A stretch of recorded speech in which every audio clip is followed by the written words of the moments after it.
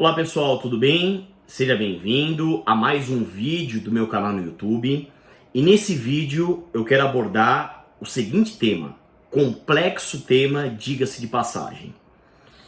Essas determinações governamentais, do governo em sentido amplo, da administração pública em sentido amplo, diante da pandemia do coronavírus, do Covid-19, determinando o fechamento de estabelecimentos. Isto caracteriza, consubstancia a teoria do fato do príncipe, ou teoria do factum principis, no que concerne à natureza jurídica. Esse é o correto enquadramento ou não? Muita gente me pediu isso nas minhas redes sociais, especialmente no meu Instagram e no meu canal no YouTube, e eu já sabia que a reflexão seria complexa, né? E assim, eu tô desde quinta-feira, sexta-feira, refletindo, debatendo, conversei com professores, com amigos, com colegas, procuradores do estado, do município, e tentar passar para vocês aqui algumas reflexões. Em nenhum momento a ideia do vídeo é exaurir o debate, muito pelo contrário. Mas eu enxergo que isso vai resultar em muitas ações do Poder Judiciário. Não apenas na Justiça do Trabalho, mas também na Justiça Comum, federal ou estadual. Então vamos às reflexões e sempre com o devido respeito aos entendimentos em sentido contrário, tá? Recebi muita coisa e agradeço os colegas, amigos que estão enfrentando o assunto, estão debatendo. Realmente um debate muito rico, muito aprofundado. Mas o que eu estava sentindo falta? Eu estava sentindo falta da aplicação da teoria do diálogo das fontes, trazida pela Cláudia Lima Marques, tudo que ela fez na Alemanha, com o grande jurista, o Eric Jaime, dialogando a área trabalhista com o direito administrativo. Mas, Leone, por que isso? Porque a redação prevista lá no artigo 486 da CLT, e eu falo com todo respeito, ela é muito superficial. Ela aborda o tema de maneira superficial, não detalhado, não exauriente em relação à teoria do fato do príncipe. Até porque a gente não tem, em hermenêutico exegese, numa interpretação histórica, a gente não teve o hábito, ou não tem o hábito de abordar isso na área trabalhista, né? A gente tem muito mais exemplos teóricos em tese do que na prática. Então, a meu ver, data máxima vênia, a gente precisa buscar a base no direito administrativo. E isso começou a acontecer esse final de semana, e aí isso fez com que eu ligasse, conversasse com professores, procuradores de estado, do município, eu buscasse as minhas obras aqui de direito administrativo para que a gente pudesse fazer uma reflexão maior, e eu quero trazer para vocês. Tudo começa da análise do artigo 486 da CLT, vamos começar no caput, tá? Com redação determinada, veja, pela Lei 1530, de 26/12/1951. Então, é uma redação de 51. Então, eu falo com todo respeito. Você acha que está assistindo esse vídeo que ela é suficiente para abordar todos os detalhes, especialmente agora com a pandemia do coronavírus? Mas de forma nenhuma. Então a gente precisa buscar uma base teórica, uma base doutrinária, com respaldo jurisprudencial. A gente vai fazer isso, tá? Eu tô com duas obras aqui que eu gosto bastante. Essa obra da Maria Silva Zana de Pietro, Direito Administrativo, não é da editora Aquigen, né, forense e tudo mais, não é a edição mais atualizada, mas ela é 2017, é uma boa edição. E eu tenho também a obra que eu gosto bastante, do José dos Santos Carvalho Filho Carvalhinho, Manual de Direito Administrativo, aqui da editora Atlas, sem prejuízo dos clássicos do direito administrativo, professor Celso Antônio Bandeira de Mello, professor Eli Lopes Meirelles. Veja o seguinte, né, eu fiz mestrado e doutorado na PUC. O direito administrativo, né, a doutrina do professor Celso Antônio Bandeira de Mello sempre foi a minha base de estudos, né? Mas hoje eu confesso que eu uso bastante a obra da professora Maria Silva Zana de Pietro e complemento do José dos Santos Carvalho Filho, tá? Então vamos ler, vamos ver o caput aqui. O que diz o caput do artigo 486 da CLT? O que vaticina esse artigo? No caso de paralisação temporária definitiva do trabalho, motivada por ato de autoridade municipal, estadual ou federal, ou pela promulgação de lei ou resolução que impossibilite indenização, a continuação da atividade, prevalecerá o pagamento da indenização que ficará a cargo do governo responsável. Então, repetindo, reiterando, no caso de paralisação temporária definitiva do trabalho, motivada por ato de autoridade municipal, estadual ou federal, ou pela promulgação de lei ou resolução que impossibilite a continuação da atividade, prevalecerá o pagamento da indenização que ficará a cargo do governo responsável. A gente sabe que essa redação, como eu disse, ela não é suficiente para tratar de maneira exauriente, detalhista, tudo que envolve a teoria do fato do príncipe. O primeiro debate que eu destaco é o seguinte: muita gente vem dizendo, o enquadramento ou não como fato do príncipe depende do ato ser vinculado ou do ato ser discricionário. Sendo um ato vinculado, não seria fato do príncipe. E sendo um ato discricionário, poderia até haver enquadramento na teoria do fato do príncipe. Vamos dar um passo para trás. Qual que é a correta diferença entre ato vinculado e ato discricionário à luz da teoria aqui do direito administrativo? Porque tudo parte daí, né? Não a nossa análise só do direito do trabalho, mas a análise do direito administrativo. E a professora Maria Silva Zana de Pietro, ela bem conceitua, né? A obra é um espetáculo, né? Mas ela fala o seguinte, e lá na conclusão já vamos direto ao ponto.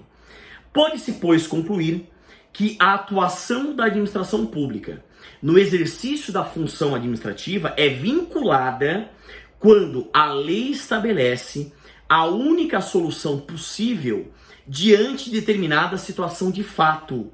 Ela fixa todos os requisitos cuja existência a administração deve limitar-se a constatar sem qualquer margem de apreciação subjetiva. Pergunto para você que assiste esse vídeo, é um ato vinculado mesmo? Quer dizer, eu tinha uma lei fixando todos esses elementos e não havia margem de apreciação subjetiva por parte da administração pública? Eu não estou nem dizendo que sim ou que não. Eu estou trazendo a reflexão. Eu estou trazendo o debate. Então veja, até então, lógico, essa situação ela é excepcional, ela é ímpar, ela é sensível, ela é muito preocupante. A pior crise da nossa geração, com certeza. Então a gente não tem precedentes na nossa geração. Então a gente não tinha uma lei fixando esse estado de calamidade pública diante dessa pandemia do coronavírus, do Covid-19. É um assunto da atualidade. E talvez a primeira lei que regulamentou isso foi a Lei 13.979, de 6 de fevereiro de 2020.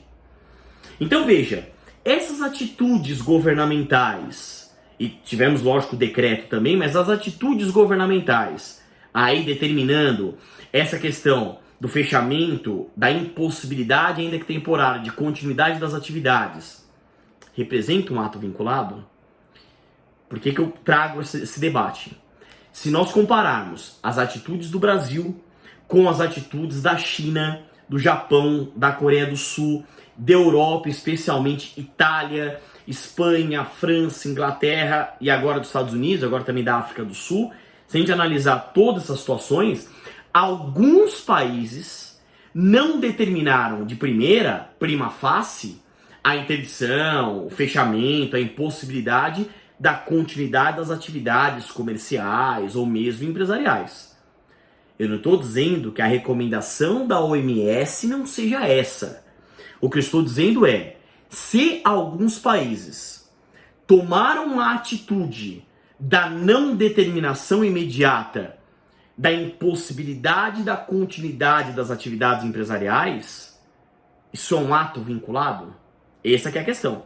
Então a gente precisa debater isso, porque a gente tem esse debate, a gente tem essa discussão, e essa discussão ela é importante, né? Lógico, tivemos também o decreto, né? Então, o decreto legislativo número 6 de 2020, mas esse é um debate.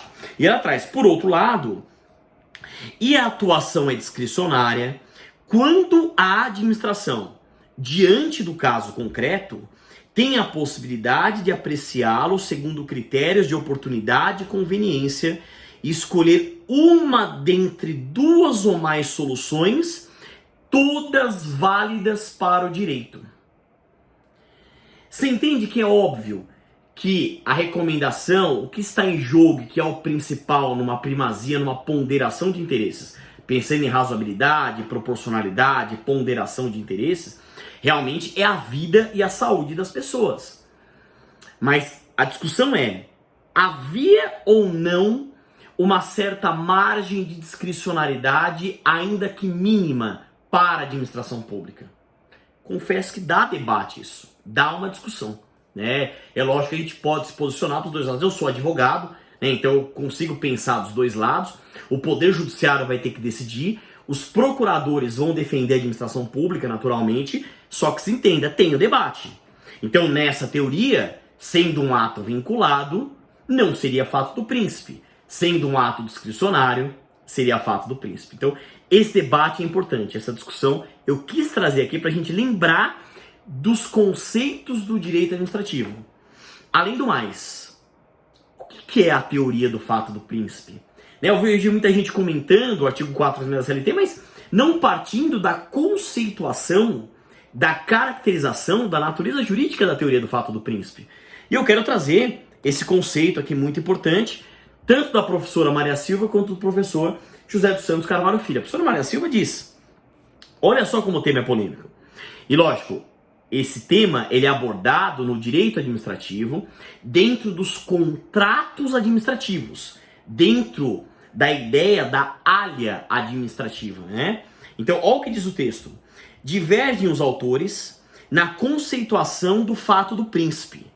Para uns, abrange o poder de alteração unilateral e também as medidas de ordem geral, não relacionadas diretamente com o contrato, mas que nele repercutem, provocando desequilíbrio econômico-financeiro em detrimento do contratado.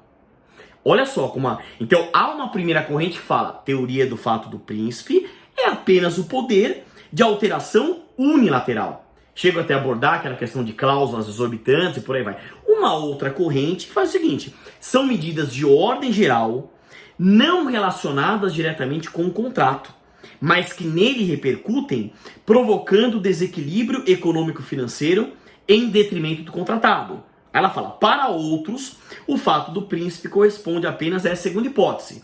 E ela fala, cite-se o exemplo de um tributo que incida sobre matérias-primas necessárias ao cumprimento do contrato, ou medida de ordem geral que dificulte a importação dessas matérias-primas. Percebe que já há um debate no próprio conceito de fato do príncipe. Aí se a gente pega o professor José dos Santos Carvalho Filho, ele diz o seguinte, ó, sobre o fato do príncipe, já tivemos a oportunidade de dizer em estudo a respeito que esse fato oriundo da administração pública não se pré-ordena diretamente ao particular contratado. Ao contrário, tem cunho de generalidade, embora reflexamente incida sobre o contrato, ocasionando oneração excessiva ao particular, independentemente da vontade desse. E é lógico, né? A gente tem também o ponto, então tá aqui, o fato do príncipe se caracteriza por ser imprevisível, extracontratual e extraordinário, provocando nesse último caso, funda alteração na equação econômico-financeira do contrato, tá? Então esse é o primeiro debate, quer dizer, isto que está acontecendo é fato do príncipe à luz dessa conceituação? Percebe que pelo próprio conceito a gente pode enquadrar num sentido positivo ou num sentido negativo, simplesmente se é um ato eminentemente contratual ou se é um ato extracontratual que deságua indiretamente. É mais ou menos aquela ideia do dano em ricochete, quer dizer, em ricochete, de maneira reflexa ou indireta, acaba atingindo o contrato. E outro levantamento que eu adoto, o particular, no caso o empregador, ele tem relação contratual com a administração pública nesse caso? E se tem uma relação contratual, é uma relação contratual direta ou indireta? Por exemplo, o fato de uma empresa ter que ter o alvará de funcionamento, isso deságua num contrato ainda que indireto com a administração pública? É uma reflexão que eu também fiz. Quer dizer, não estou nem falando que sim ou que não, mas eu acho que é um debate, é uma discussão interessante para a gente poder abordar. Então, esse é outro ponto que eu quero trazer. E a doutrina professora, que vale a pena a leitura para a gente refletir juntos, ela continua trazendo esse enquadramento como uma responsabilidade contratual ou uma responsabilidade extracontratual. E ela fala aqui, é a corrente que aderimos, aquela segunda, por ser diverso o fundamento da responsabilidade do Estado. Olha o que ela fala. No caso de alteração unilateral de cláusulas contratuais, a responsabilidade decorre do próprio contrato, ou seja, da cláusula exorbitante que confere essa prerrogativa à administração. Trata-se de responsabilidade contratual. Aí vamos lá. No caso de medida geral, que atinge o contrato apenas reflexamente, a responsabilidade é extracontratual. O dever de recompor o equilíbrio econômico do contrato repousa na mesma ideia de equidade que serve de fundamento à teoria da responsabilidade objetiva do Estado, que inclusive esse é outro debate. Se nós analisarmos o artigo 37, parágrafo 6º da Constituição, artigo 37, parágrafo 6º da própria Constituição, vamos pegar aqui, ó, Constituição Federal, aqui é a Constituição Federal, vamos ler juntos o artigo 37, parágrafo 6º. Tô gravando o vídeo aqui, pessoal, tô tentando dar o meu melhor, realmente o tema, ele é de muito debate, de muita reflexão. Parágrafo 6º diz: as pessoas jurídicas de direito público e as de direito privado prestadoras de serviços públicos responderão pelos danos que seus agentes nessa qualidade causarem a terceiros, assegurado o direito de regresso contra o responsável nos casos de dolo ou culpa. Quer dizer, nesse momento, há que se falar em dolo ou culpa? Eu entendo que não.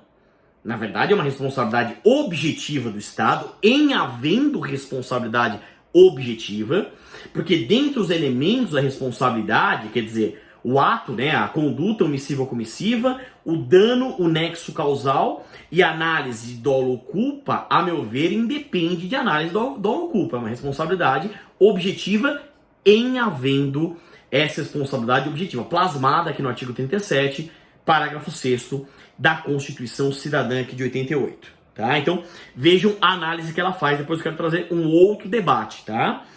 Aí vamos lá, ó. Esse é um outro ponto importante. No direito brasileiro de regime federativo, a teoria do fato do príncipe somente se aplica se a autoridade responsável pelo fato do príncipe for da mesma esfera de governo em que celebrou o contrato, União, Estado e municípios. Se for de outra esfera, aplica-se a teoria da imprevisão, que é aquela cláusula rebus sic stantibus. Quer dizer, ainda a gente tem que analisar, e o direito administrativo debate sobre esse assunto, de qual é a esfera que veio o ato. Quer dizer, esse momento da pandemia do coronavírus, eu tenho que analisar efetivamente de quem veio o ato, se foi de âmbito federal, estadual ou municipal para responsabilizar. Olha como o professor José dos Santos Carvalho Filho entende de maneira diversa. Ele fala o seguinte, ó. Parte da doutrina entende que o fato deve emanar da mesma pessoa jurídica que celebrou o ajuste. E ele fala, com a devida vênia. Entendemos que o príncipe é o Estado ou qualquer de suas manifestações internas, de modo que nos parece aplicável a teoria se, por exemplo, um ato oriundo da União Federal atingir um particular que tenha contratado com o Estado membro. Percebe que mesmo essa questão traz o debate. Da onde veio o ato? Ele é oriundo da onde? Da União? Dos estados? Do município? Então, do Distrito Federal? Esse é um ponto importante que eu quero trazer. E tudo isso, ao meu ver, pode ser objeto de questionamento no Poder Judiciário. Tá bem? Vamos lá, continuando aqui. E aí ela termina dizendo, ó, a expressa referência à teoria do fato do príncipe, aonde? Você vê que nem cita a CLT. No artigo 65, inciso 2, a linha D, da Lei 8.666 de 93, que é a Lei de Licitações e Contratos Administrativos, com a redação dada pela Lei 8.883 de 94, e no artigo 5º, inciso 3, da Lei 11.079/04, que disciplina as parcerias público-privadas. E ela continua trazendo o seguinte, ela diferencia ainda do fato da administração, que eu quero trazer essa conceituação. O fato da administração distingue-se do fato do príncipe, pois, enquanto o primeiro se relaciona diretamente com o contrato, você vê como é importante analisarmos se deriva ou não deriva diretamente do contrato. O segundo é praticado pela autoridade, não como parte no contrato, mas como autoridade pública que, como tal, acaba por praticar um ato que reflexamente repercute sobre o contrato. Percebe que esse é o debate. É um ato direto do contrato ou é um ato indireto do contrato que reflete no contrato, né? Outro ponto importante, eu vou diferenciar também com a professora Maria Silva, mas eu quero trazer essa discussão trazida pelo professor Carvalhinho. O efeito da aplicação da teoria do fato do príncipe, a semelhança do que ocorre com a teoria da imprevisão, comporta duas hipóteses. Olha só o que ele diz aqui. A primeira é aquela em que o ato estatal dificulta e onera o particular para o cumprimento de suas obrigações. Nesse caso, terá o particular o direito à revisão do preço para ensejar a restauração do equilíbrio contratual. Outra hipótese é aquela em que o fato impede definitivamente o particular de adimplir as obrigações. Impossibilitado de fazê-lo, por motivo a que não deu causa, não pode ser por isso prejudicado, de modo que fará jus à indenização integral. Observe-se que nessa segunda hipótese, a solução adotada difere da que se aplica na teoria da imprevisão, como visto anteriormente. Quer dizer, o que eu quero destacar é, ainda que a gente não enquadre na teoria do fato do príncipe, eu poderia enquadrar na teoria da imprevisão, nessa cláusula rebus sic stantibus, porque veja, num caso, o particular tem direito à revisão do preço, e no outro caso tem direito à indenização integral, e eu vou chegar na CLT, que tem um debate aqui, quando a CLT fala em indenização. Quer dizer, eu vou até voltar aqui, quando a CLT fala em indenização, vamos voltar, CLT, aqui, ó, no 486.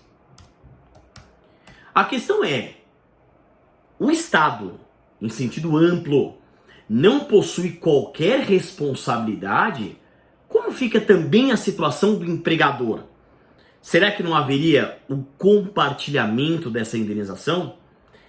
Veja, se o direito administrativo está assegurando revisão de preço e está assegurando até indenização integral, trazendo isso para a área trabalhista, não faz com que o empregador não possa ajuizar uma ação contra o Estado em sentido amplo?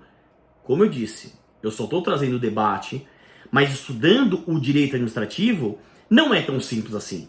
Enquadrar ou não enquadrar na teoria do fato do príncipe ou qualquer outra teoria. Enquadrar na teoria da imprevisão, cláusula rebus sic stantibus, enquadrar na força maior, que a gente vai ver também. Eu já gravei vídeo também sobre isso. Não é muito simples o enquadramento, tá? Então, só estou trazendo esse debate que eu acho importante a gente discutir, tá? Então tá aqui. Quando a professora Maria Silvia tenta trazer enquadramento na teoria da imprevisão, olha o que ela diz.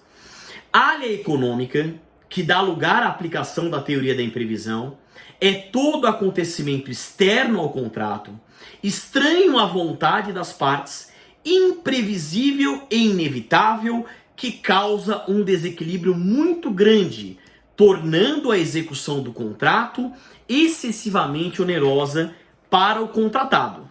Né? Então, veja, ela traz essa teoria que percebe que são teorias próximas, e aí, avançando um pouco, ela faz uma distinção importante da força maior, que eu quero trazer para vocês. Ainda com relação à área econômica, que justifica a aplicação da teoria da imprevisão, cumpre distingui-la da força maior. E nós temos o nosso conceito de força maior lá no artigo 501 da CLT. Nesta, que é a força maior, estão presentes os mesmos elementos. Fato estranho à vontade das partes, inevitável, imprevisível.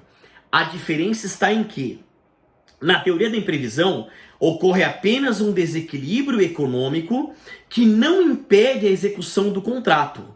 E na força maior, verifica-se a impossibilidade absoluta de dar prosseguimento ao contrato. Trazendo para a trabalhista. Não sendo a teoria do fato do príncipe, eu posso aplicar a teoria da imprevisão? A força maior é o enquadramento correto, sendo que há a possibilidade do retorno das atividades? Aqui está falando uma impossibilidade absoluta. E eu levanto esse debate. Há uma impossibilidade absoluta? E ela continua aqui. As consequências são também diversas.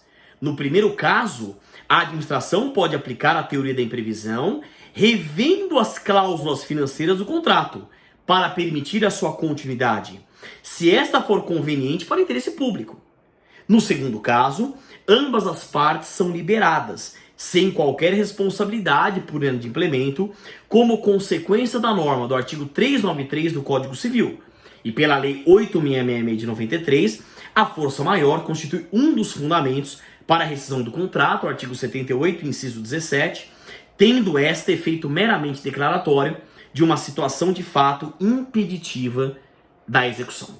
E quando a gente avança aqui, pessoal, para a responsabilidade civil do Estado, né, o professor José dos Santos Carvalho Filho fala de fatos imprevisíveis, e aí ele fala de caso fortuito, de força maior, e aí traz a ideia do seguinte, que eu quero ler para vocês, porque é óbvio que os procuradores que eu conversei, alguns alegaram isso, que vão ir na linha da força maior.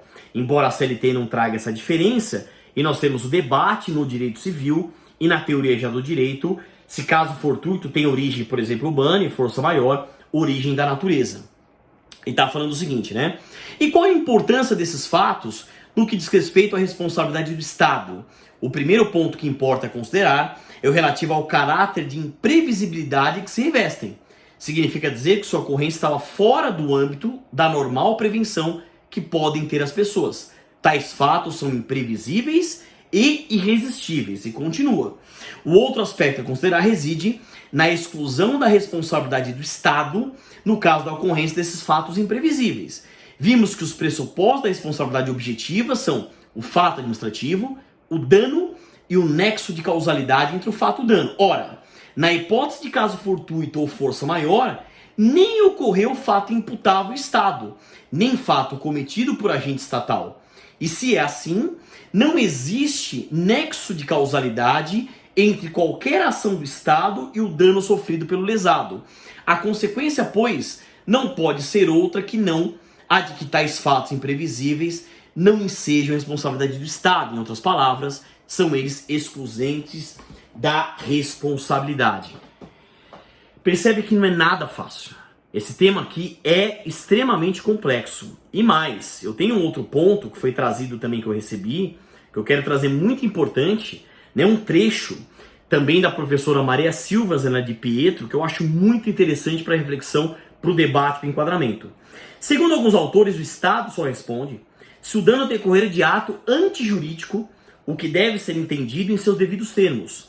Ato antijurídico não pode ser entendido, para esse fim, como ato ilícito, pois é evidente que a ilicitude ou a ilicitude do ato é irrelevante para fim de responsabilidade objetiva, como eu falei lá no começo do vídeo. Caso contrário, danos decorrentes de obra pública, por exemplo, ainda que ilicitamente realizada, não seriam indenizados pelo Estado.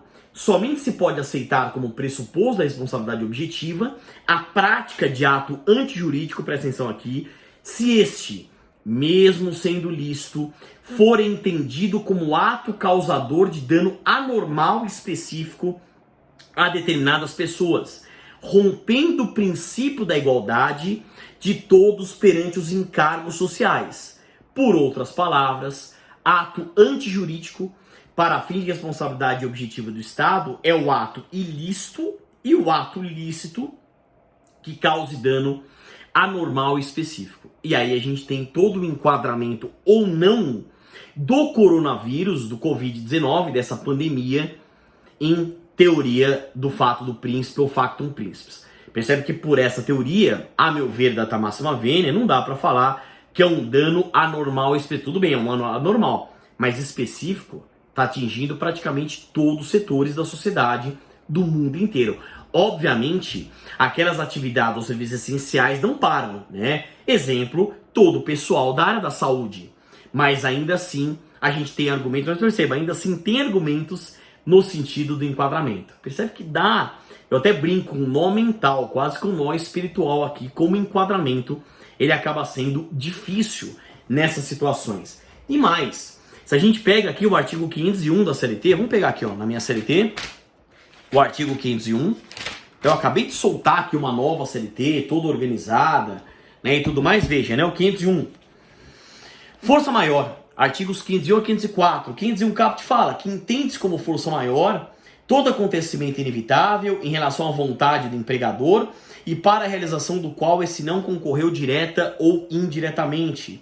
A imprevidência do empregador exclui a razão de força maior. Não dá para falar que o empregador foi imprevidente, quer dizer, ele em nada contribuiu, nem de maneira direta, nem de maneira indireta, para toda essa situação. Eu só estou trazendo todo esse debate porque eu acho importante a discussão e o estudo do direito administrativo, né? Perceba que assim, o correto enquadramento como ato vinculado, como ato discricionário, teoria do fato do príncipe, teoria da imprevisão, cláusula rebus sic stantibus, responsabilidade contratual, extracontratual, subjetiva, objetiva, teoria da força maior, tudo isso está em jogo.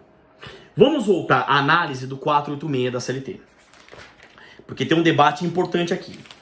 Então veja, o artigo 486 da CLT, ele traz um enquadramento amplo. O ato pode ser de autoridade municipal, estadual ou federal. Ou pela promulgação de lei ou resolução, aqui está no sentido mais ampliativo do que restritivo, dá para aplicar essa teoria, prevalecerá o pagamento da indenização que ficará a cargo do governo responsável. Eu quero trazer um debate aqui importante. A maioria da doutrina e da jurisprudência diz que essa indenização seria só a multa de 40% do fundo de garantia. Eu não estou dizendo que está certo ou está errado. Mas será que é isso mesmo? Vamos fazer uma análise. É uma redação 51. Lá atrás, nós tínhamos estabilidade decenal, prevista no 492 da CLT, indenização por antiguidade ou por tempo de serviço, artigos 477, 478, 497, 498, ou seja, aquela indenização, quer dizer, a cada ano você tinha uma indenização, fração igual ou superior a 6 meses, e estabilidade decenal. Com o advento da Constituição Federal de 88, nós tivemos o sistema obrigatório do Fundo de Garantia, com base no artigo 7º, inciso 3 da Constituição, a Lei 8.036 de 90, o decreto que regulamenta, com a ressalva do direito adquirido, quem já tinha isso com o advento da própria Constituição, em relação à indenização por antiguidade e estabilidade decenal. Por que eu estou falando isso? Muitos falam que essa indenização comporta debate. E muitos enxergam que seria só 40% do fundo de garantia. Ou, enquadrando na força maior, 20% do fundo de garantia. Será que não daria, diante dessa teoria que eu acabei de ler para vocês, trazer um conceito mais amplo de indenização? O Estado, em sentido amplo, responder por uma maior quantidade de verbas trabalhistas, pelo menos todas as verbas de natureza indenizatória, ou até mesmo a indenização integral, a reparação integral do dano. Então o que eu quero dizer é, primeiro, se o Estado não tiver responsabilidade, ok. Mas se ele tiver responsabilidade, ele responde apenas pela multa de 40%, ou pela multa de 20%, é lógico que a gente não pode, em hermenêutico exegese, ficar apenas uma interpretação gramatical literal. Temos que adotar uma interpretação sistemática, teleológica, analógica, princípios, controle de constitucionalidade, controle de convencionalidade, tudo ao mesmo tempo. Tá? Será que não daria para trazer uma conceituação mais ampla dessa indenização? É um debate que eu trago aqui para vocês. Além disso, parágrafo 1º. Sempre que o empregador invocar em sua tese o preceito do presente artigo, o Tribunal do Trabalho competente notificará a pessoa de direito público apontada como responsável pela paralisação do trabalho, para que no prazo de 30 dias alegue o que entender devido, passando a figurar no processo como chamada autoria, e ter um debate da natureza jurídica dessa figura processual. Então isso seria, em tese, uma intervenção de terceiros. E a gente sabe que o Código de Processo Civil de 2015, em cotejo com o CPC 73, o Código Alfredo Busardi, provocou modificações no tópico da intervenção de terceiros. Então, por exemplo, chamamento ao processo nós não temos mais, a oposição foi alterada, a gente tem outras figuras, inclusive, como intervenção de terceiros. A gente tem o amicus curiae, o incidente de desconsideração da personalidade jurídica. Então, que figura jurídica é essa? Há um debate. Alguns entendem que essa é uma intervenção de terceiros, quando a gente não sabe explicar, sui generis, especial ou atípica. Outros até enquadram como a possibilidade da denunciação da lide, porque nós não temos mais o chamamento ao processo. Muitos falam, mas nem responsabilidade solidária ou subsidiária do Estado haveria. E aí veja, isso vai trazer naturalmente a discussão de competência. Eu sou suspeito, eu entendo que a emenda constitucional 45 de 2004, a reforma do judiciário, ela verdadeiramente ampliou a competência. Se nós analisarmos o artigo 114, incisos 1 e 9 da Constituição, fruto da emenda constitucional 45, compete à Justiça do Trabalho processar e julgar as ações oriundas da relação de trabalho, bem como outras controvérsias decorrentes da relação de trabalho. Então daria até para defender a competência do trabalho, mas muitos sustentam que a competência nesse caso seria da justiça comum, estadual ou federal, mas partindo da premissa de se aceitar ou não essa modalidade de intervenção de terceiros. E veja, que modalidade? É denunciação da lide? É chamamento ao processo? É uma intervenção atípica ou especial? Então veja, talvez esse debate ele vai desaguar mesmo lá na Justiça Comum Federal e Estadual, não obstante o fato que eu defenda data máxima vênia, até a possibilidade de discutir isso no seu trabalho, porque se não for uma ação oriunda da relação de trabalho, pelo menos é uma controvérsia decorrente da relação de trabalho que está plasmado lá no inciso 9 do artigo 114 da Constituição Federal. Continuando. Parágrafo 2º do 486. Sempre que a parte interessada, firmada em documento hábil, invocar defesa baseada na disposição desse artigo, indicar qual juiz competente, será ouvida a parte contrária para dentro de 3 dias falar sobre essa alegação. E o parágrafo 3º, verificada qual a autoridade responsável, olha, ainda falava junta de conciliação, que era a antiga junta de conciliação e julgamento, e com a emenda constitucional 2499, tudo isso deu lugar às varas do trabalho, porque nós tivemos a extinção da representação classista da Justiça do Trabalho em todos os graus de jurisdição, dar-se-á por incompetente, remetendo os autos ao juiz privativo da fazenda, perante o qual ocorrerá o feito nos termos previstos do processo comum, mandando lá segundo dispositivo para a Justiça Comum. Então percebe que o debate vai longe, mas a meu ver, concluindo, não dá para responder de maneira superficial se há ou não enquadramento na teoria do fato do príncipe. E também não dá para analisar isso apenas de maneira restrita ao direito do trabalho. A gente tem que buscar toda a conceituação do direito administrativo, passando pelos conceitos de ato vinculado, ato discricionário, responsabilidade civil do Estado, objetiva, subjetiva, qual teoria que eu adoto do risco administrativo ou outra, teoria do fato do príncipe, teoria da imprevisão, cláusula rebus sic stantibus, responsabilidade contratual, extracontratual, cláusulas exorbitantes, caso fortuito, força maior, tudo isso a gente tem que passar. É óbvio, isso comporta diversos entendimentos, diversas teorias, mas a meu ver, tudo isso vai desaguar no Poder Judiciário, isso vai ser judicializado e eu enxergo muitas ações na Justiça do Trabalho e na Justiça Comum Federal ou Estadual. Olha só, quase 40 minutos de vídeo. Eu espero que ele contribua pelo menos para a reflexão, para o debate. Já peço desculpas de algum ponto que você não concorde ou alguma análise superficial, mas eu procurei aqui, diante das minhas reflexões do debate, trazer todo esse conhecimento aqui, todas essas teorias, essas reflexões, para que a gente possa juntos nos unirmos. Agora é momento de solidariedade, momento de fraternidade, momento de união, de amor ao próximo, de altruísmo. Não é momento de discussões políticas, ideológicas, para que a gente juntos consiga superar tudo isso. Temos fé inabalável que tudo isso vai passar, sairemos fortalecidos com os valores mais robustos, tá? Obrigado pela atenção, pensamento positivo, ânimo firme e até o nosso próximo encontro.